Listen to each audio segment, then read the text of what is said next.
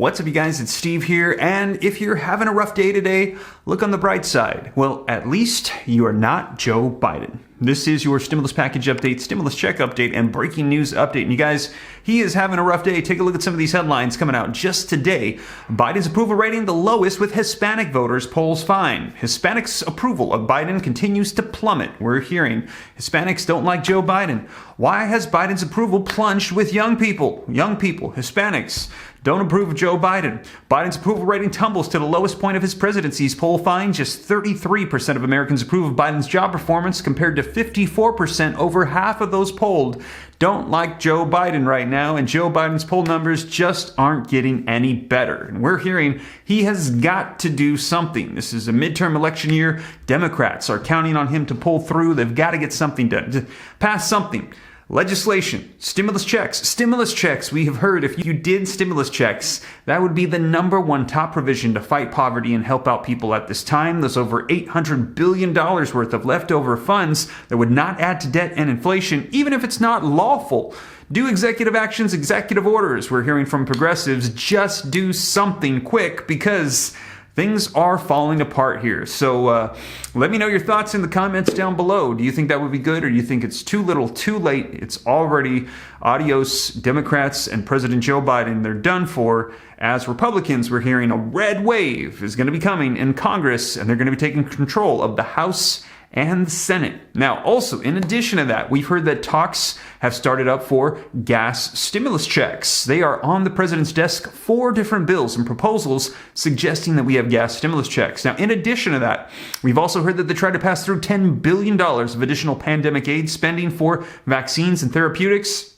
Turned out didn't get done. Now, also, we're hearing Build Back Better is coming back to the forefront. However, I let you know, Senator Joe Manchin says that he's opposed to any more debt, any more spending. He's concerned as we get that CPI data that said since 1981, inflation has not been this bad at 8.5% year over year for the month of March.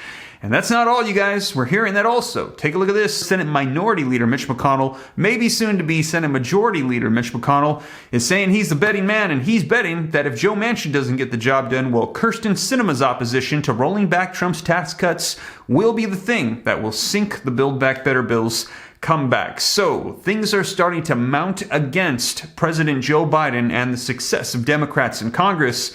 We're going to be seeing what they're able to do, you guys. Let me know your thoughts. Do you think that they should do something here? Legislation, executive orders, executive actions, stimulus checks. We've heard proposals for extensions of child tax credits, getting rid of student loan debt, all of these things. But so far, we're all just kind of waiting to see what's going to unfold. Oh yes, and on top of that, if you missed my last videos, we're hearing that a new wave of the pandemic is coming. War is still raging in Ukraine, and we're dealing with supply chain issues, skyrocketing inflation, food prices are going up, gas prices, and there's a whole lot of stuff going on, and a lot of people are saying it's time to take some action. So we will see, you guys, but I'm going to get you caught up on the latest as we're hearing that if Build Back Better goes forward, Kyrsten Sinema has now come out and said she's still going to be the same person, and it might not be good for Build Back Better 2.0. So I'm going to get you caught up on the latest as to where things stand. But before we do, if you could do me a quick favor, and that is simply if you enjoy these updates, if they keep you up to speed on everything going on, if you could just take a quick second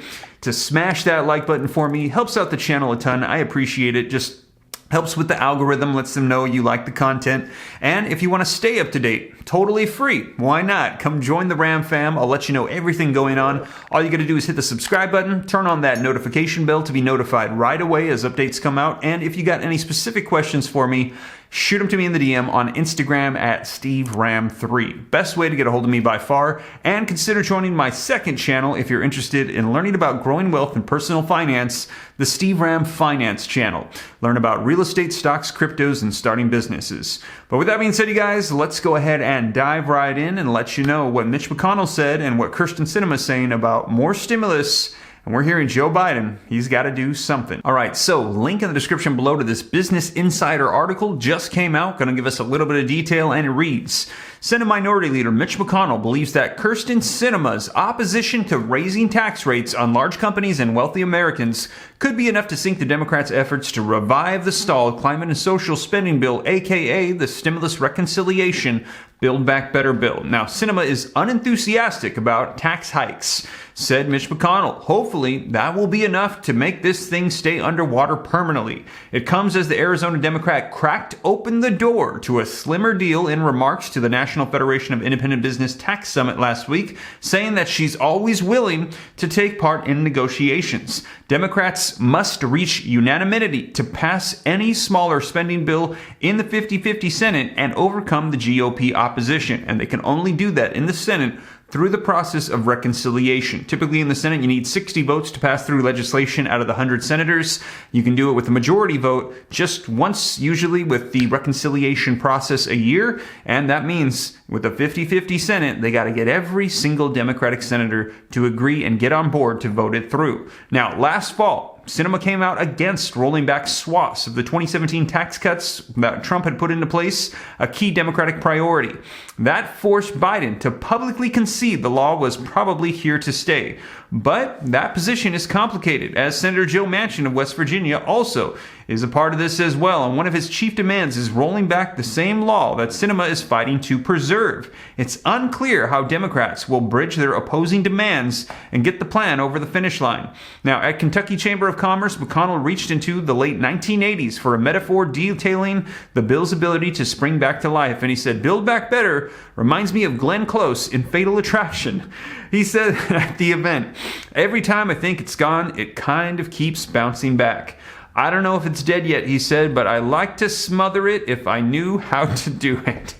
Senate Minority Leader Mitch McConnell on the Build Back Better bill. Man, so there you have it, you guys. Let me know your thoughts in the comments down below. And we're going to see if Democrats, they're going to be proposing legislation, and if they're going to be able to get Senator Kyrsten Sinema and Joe Manchin on board, pass it through the process of reconciliation. And if they can't, we will see if there's going to be any executive orders and executive actions to get out checks, child tax credits, forgive student loan debt, all of these provisions the progressives are pushing. We will see what unfolds. I'm expecting there's going to be a lot, as this is a midterm election year. Now, we will see. I will keep you up to date here on the channel. And as always, you guys, thank you so much for joining me. If you made it this far and you haven't already, don't forget, smash that like button for the YouTube algorithm. Just takes a second, really helps me out a ton. Thank you so much. Also, leave your comments, share this out. If this is your first time here and you'd like to stay up to date, totally free. All you got to do is hit the subscribe button, turn on the notification bell, come join the Ram fam. I'll let you know everything going on.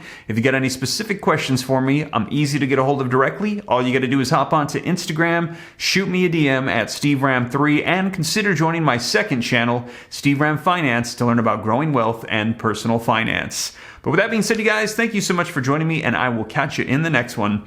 Take care. God bless. This is Steve.